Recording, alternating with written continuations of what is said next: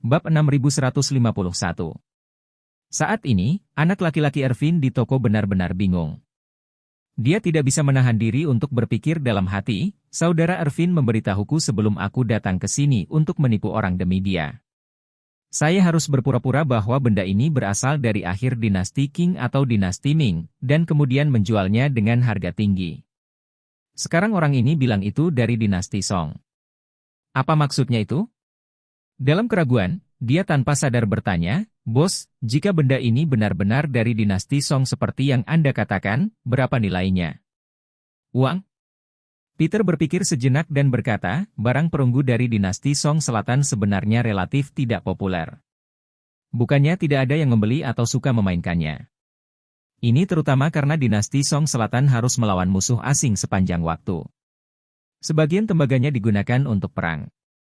Selain itu, kondisi metalurgi pada saat itu terbatas, dan produksi tembaga sangat rendah.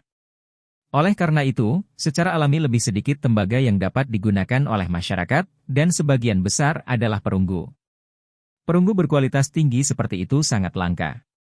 Perunggu berkualitas tinggi umumnya menggunakan pengerjaan emas. Perunggu emas dinasti Song Utara sekarang menjadi barang yang bisa dimasukkan ke museum, dan harganya sangat tinggi. Tema Buddha perunggu Anda adalah Yang Mulia Subintuo, penampilannya memang kurang bagus. Saya kira ketika diturunkan, generasi selanjutnya tidak memahaminya dan menyimpannya dengan tidak benar, sehingga casing kulitnya rusak parah. Setelah mengalami kerusakan, ia mengalami penuaan artifisial. Peter menambahkan, tetapi meskipun dihancurkan, masih terlihat bahwa pengerjaan Buddha perunggu ini sangat kuat. Itu benar-benar merupakan hal yang sangat luar biasa di era itu, dan dilihat dari jenis kapal dan pengerjaannya, benda itu pasti seluruhnya disepuh, tapi sayangnya, semua penyepuhannya hilang. Menurut perkiraan saya, hanya keluarga kerajaan atau kuil besar yang memiliki patung Buddha perunggu pada saat itu. Yang serupa dijual di lelang Beijing lebih dari 10 tahun lalu. Buddha perunggu emas pada waktu itu, bentuk Buddha perunggu tidak sebaik yang ini. Harganya 20 juta yuan. 20 juta yuan pada waktu itu pasti bernilai 100 juta yuan sekarang. Jadi kalau ditempatkan sekarang jika letter case dievaluasi di pasaran, meskipun letter case tersebut rusak, saya perkirakan harga pasarannya tidak akan kurang dari 20 juta yuan. Jika kotak kulit itu terpelihara dengan baik, saya memperkirakan secara konservatif bahwa ada harapan untuk menjualnya di lelang dengan harga lebih dari 80 juta yuan. Jacob dan Ervin saling berteriak pada saat bersamaan. "Goblok sia! Dasar bodoh!" Setelah dimarahi, Jacob berkata dengan marah, "Jangan main-main lagi. Pulang ke rumah. 80 juta lebih. Sialan, kenapa cucu ini tidak bilang nilainya 800 juta?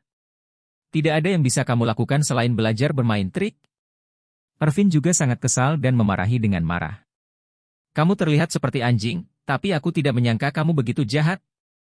Kamu hanya memperlakukan kami seperti monyet."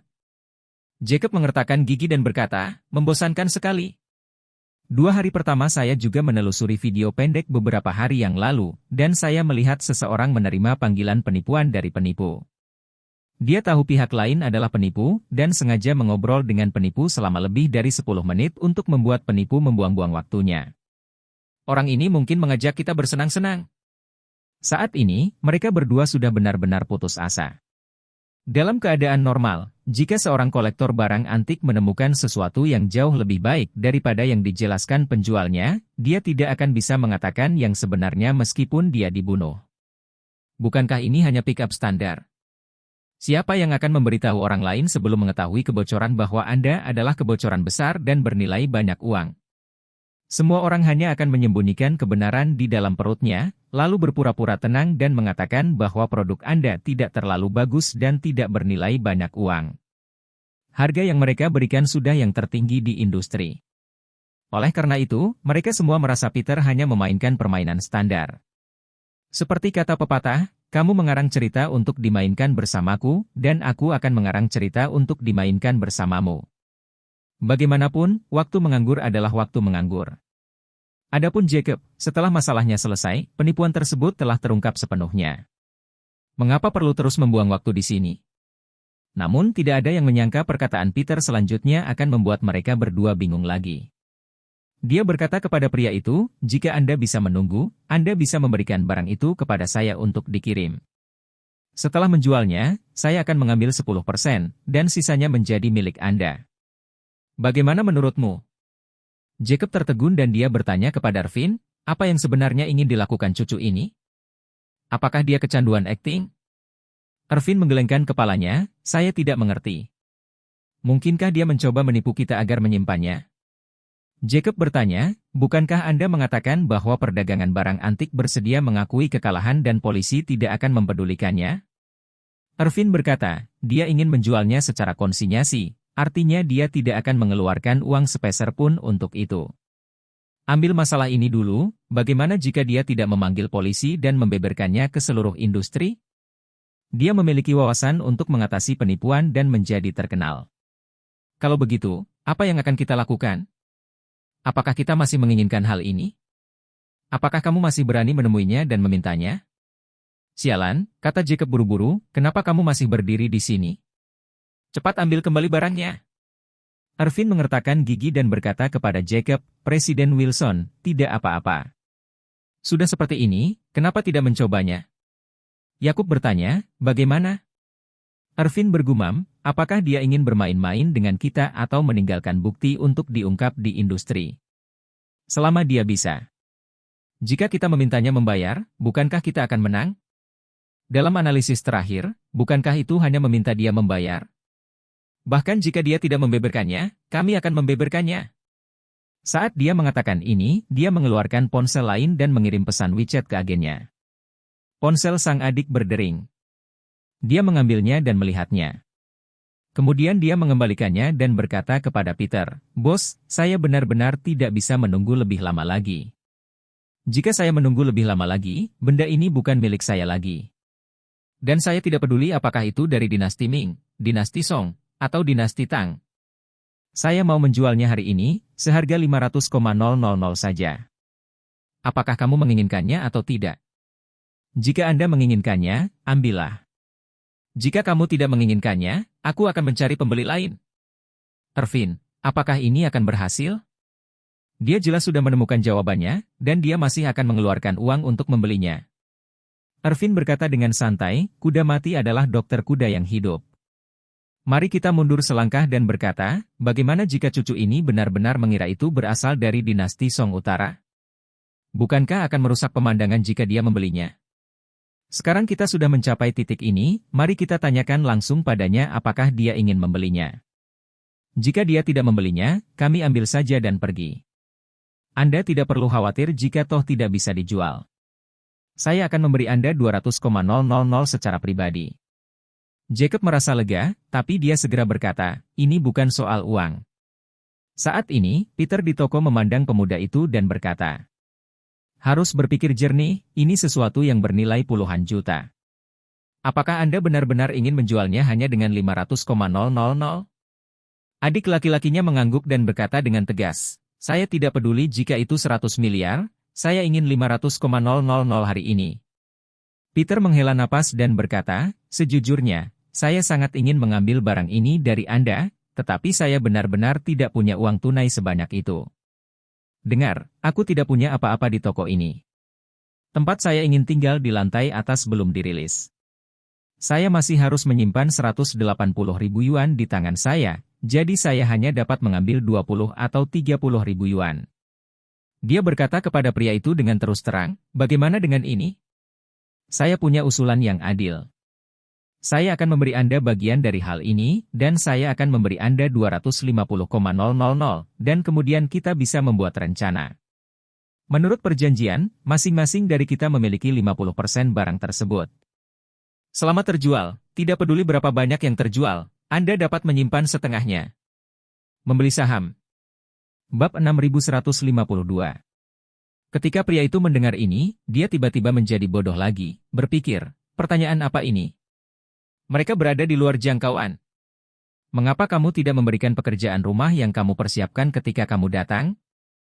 Rasanya seperti mengikuti ujian SIM pertama, dan semua pertanyaan yang muncul adalah pertanyaan tentang koki, dan saya tidak bisa mengerjakan pertanyaan-pertanyaan ini. Jacob berkata saat ini, saya semakin bingung tentang Bali Matard ini. Coba pikirkan, apakah dia benar-benar bersedia membayar 250,000? Ervin mendecakkan bibirnya dan berkata, mungkin cucu ini sedang memancing. Menurut Anda, apakah jika kami setuju, kami harus memberikan informasi kontak kami kepadanya? Bagaimana jika dia kembali dan berbohong kepada kita, mengatakan bahwa barang ini dijual seharga 10 juta, dan meminta kita untuk datang dan mengambil sisa 5 juta, apakah kita akan datang atau tidak? Kami datang ke sini. Bagaimana jika dia benar-benar memanggil polisi? Kami mengambil 250,000 yuan dan patung Buddha miliknya sebagai bukti dan kemudian menjebak diri kami sendiri. Bukankah ini tembakan di kaki? Jacob merasa tidak nyaman saat mendengarnya, dan fitur wajahnya berubah menjadi bola. Dia mendecakkan bibirnya dan berkata, tidakkah kamu mengatakan polisi tidak peduli? Ervin berkata, ya, umumnya mereka tidak terlalu peduli, dan menurut aturan kami, tidak ada yang akan memanggil polisi jika mereka benar-benar ditampar. Setiap orang akan menderita kerugian untuk menghindari kerugian. Itu akan merusak reputasi Anda dan merusak pekerjaan Anda. Sangat memalukan bagi seorang kolektor barang antik menerima barang antik palsu. Jika industri tahu bagaimana membuat kekacauan di masa depan, siapa yang akan melapor ke polisi? Setelah itu, dia menunjuk ke layar. Petrus memarahi. Tapi kita tidak bisa menolak seseorang yang tidak bermain sesuai rutinitasnya. Ketika dia mengatakan ini, Ervin menjadi sedikit bersemangat dan berkata, Presiden Wilson, Anda tidak tahu, akhir-akhir ini, bagaimana otak banyak orang yang berbuat curang bekerja.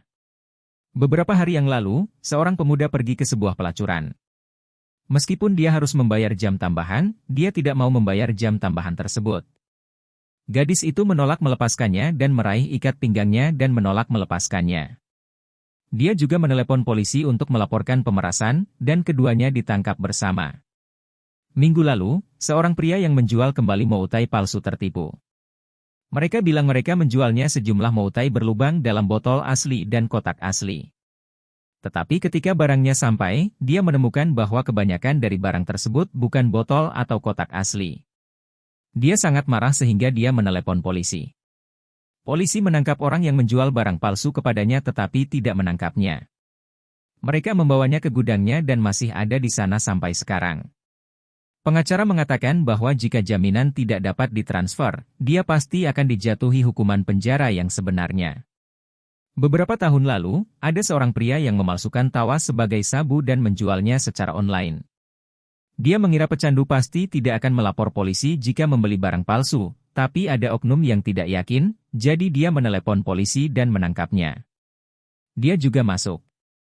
Jika kamu bertemu orang seperti itu, apa yang bisa kau lakukan? Jacob bertanya lagi, lalu apa yang harus kita lakukan? Minta dia untuk menariknya. Ervin mendecakkan bibirnya, jika dia sengaja ingin macam-macam dengan kita tidak bisa mengambil 250,000 itu. Tidak perlu memprovokasi orang yang keras kepala untuk 250,000 itu. Tapi jika dia benar-benar ingin macam-macam dengan kita, maka kita masih punya kesempatan untuk berbuat lebih banyak dengannya. Jacob bertanya, bagaimana cara berbuat lebih banyak? Ervin mengangkat telepon dan mengetik saluran lain. Setelah beberapa saat, anak laki-laki di toko itu berkata dengan cemas, oh, tidak. Kakak laki-laki saya mengirimi saya pesan WeChat untuk meminta saya kembali dan melakukan inventarisasi bersama. Saya pasti tidak bisa menyimpan barang ini, dan saya tidak bisa memberitahu dia. Bos, kamu juga tidak perlu mengikutiku.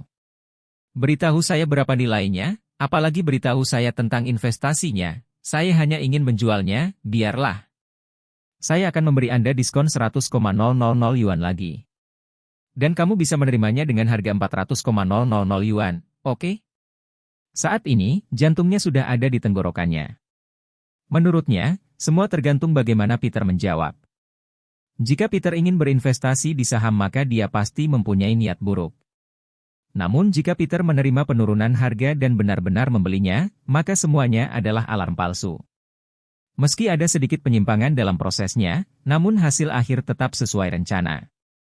Selama adik kecil ini tidak membiarkan Peter bertemu dengannya di masa depan, tidak akan ada masalah.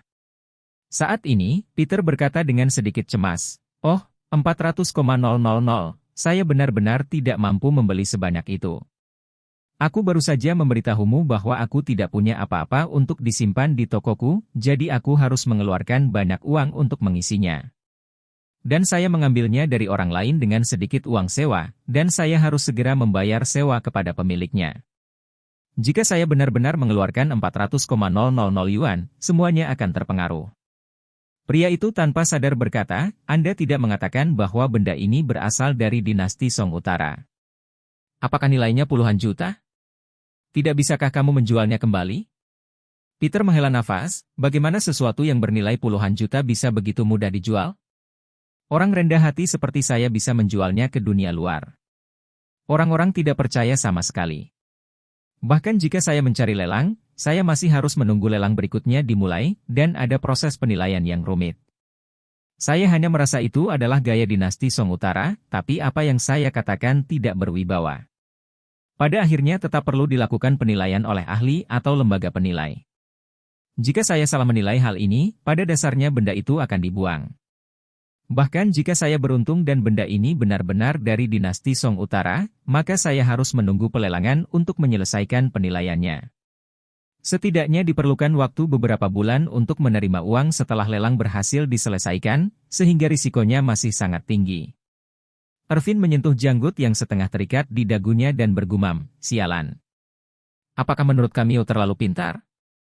Dia sepertinya mengira benda ini berasal dari dinasti Song Utara. Jacob buru-buru berkata, saya pikir dia adalah seorang jenderal galak yang telah lama mempelajari seni perang untuknya. Tapi saya tidak menyangka jumlahnya 250. Dia bisa mendapatkannya dengan 300,000 yuan. Aman untuk membayar. Ervin merasa 300,000 yuan adalah hal yang sangat ideal setelah melalui roller coaster di hatinya. Lagi pula, tujuan utamanya adalah untuk mempermalukan Peter dan membantu Yakub menghasilkan uang. Dia tidak bisa mendapatkan 1 sen pun dari Marin keuntungan 200,000. Yakub tidak keberatan. Apalagi yang membuat dia ragu? Terlebih lagi, jika hal ini tidak berhasil pada akhirnya, dia harus membayar Jacob 200,000 yuan, yang akan menjadi kerugian yang lebih besar. Jadi, dia mengirim pesan WeChat lagi ke adiknya. Setelah adik laki-lakinya menerimanya, dia menjadi semakin cemas dan berkata kepada Peter. Kakak tertua saya mendesak saya lagi. Aku tidak akan berbicara denganmu lagi. Bos, Anda mengalami kesulitan dan saya juga mengalami kesulitan. Mari kita lakukan. Harganya 300,000 yuan. Tidak masalah bagi saya jika Anda menjualnya seharga 300 juta di masa depan. Saya hanya ingin 300,000 ini. Ini adalah batas dari apa yang bisa saya lakukan. Jika menurut Anda itu tidak cukup, maka saya hanya bisa kembali dan mencari kesempatan lain untuk mengambil tindakan. Ketika Peter mendengar ini, dia mengertakkan gigi dan berkata, Oke. 300.000 adalah 300.000. Setelah itu, Peter mengeluarkan ponselnya dan berkata, Berikan saya nomor rekening bank Anda, saya akan mentransfer uangnya kepada Anda. Sang adik menatap layar dengan saksama, menunggu Peter mentransfer uang. Segera, dalam siaran langsung, Peter menyelesaikan pembayaran.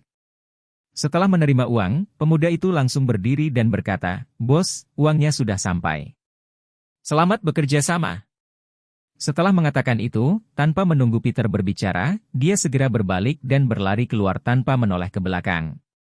Jacob dan Ervin di depan layar tiba-tiba menjadi bersemangat, dan mereka tidak bisa menahan diri untuk tidak melakukan tos. Jacob tertawa dan berkata, selesai. Hahaha. Liang Yun, kamu kacau. Bahkan jika aku memukulmu sampai mati, kamu tidak akan mengira bahwa kamu membawa orang bersamamu saat itu. Tampar aku beberapa kali, kamu akan membayar mahal hari ini, hahaha. Saya ingin Anda tahu bahwa meskipun kota ini bukanlah tempat yang besar, tempat ini bukanlah tempat yang bisa dikunjungi orang seperti Anda dengan santai. Seperti kata pepatah, kuil itu kecil dan jahat. Ada banyak kura-kura di perairan besar dan dangkal. Ervin terbatuk dan berkata dengan cepat, Presiden Wilson, metafora ini tidak tepat. Jacob menyadari bahwa dia baru saja memarahi dirinya sendiri, dan dengan cepat mengubah kata-katanya. Dia berkata, maksudku, meskipun kota ini bukan tempat yang besar, kota ini menyembunyikan naga dan harimau yang berjongkok. Bagaimana bisa orang seperti dia datang ke sini kapan saja dia mau?